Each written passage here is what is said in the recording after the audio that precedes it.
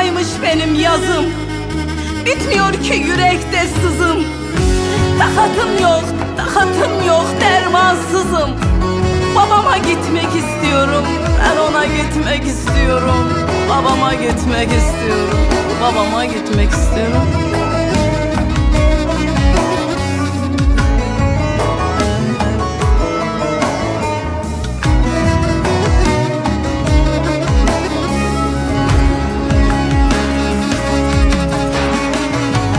Ayrılık ne zoruma, sarmaz mısın kollarına? Yalvarırım mezarına, babama gitmek istiyorum. Yalvarırım mezarına, ben ona gitmek istiyorum.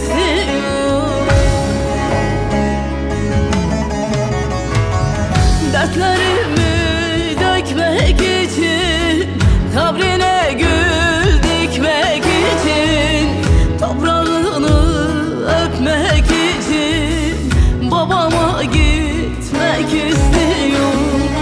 Toprağını öpmek için ben ona gitmek istiyorum. Dertlerimi dökmek için, kabrine gül dikmek için, toprağını öpmek için babama gitmek istiyorum. Toprağını öpmek için ben ona gitmek istiyorum.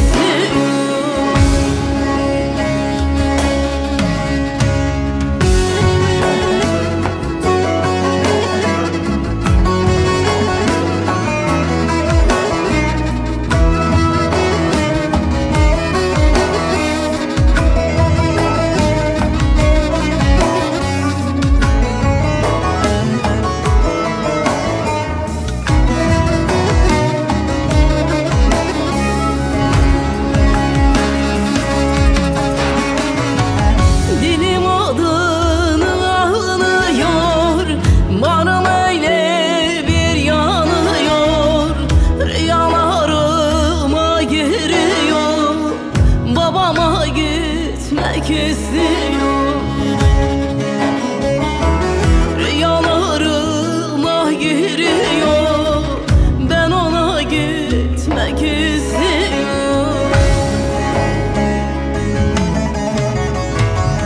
Dertlerimi dökmek için, kabrine gül dikmek için, toprağını öpmek için babama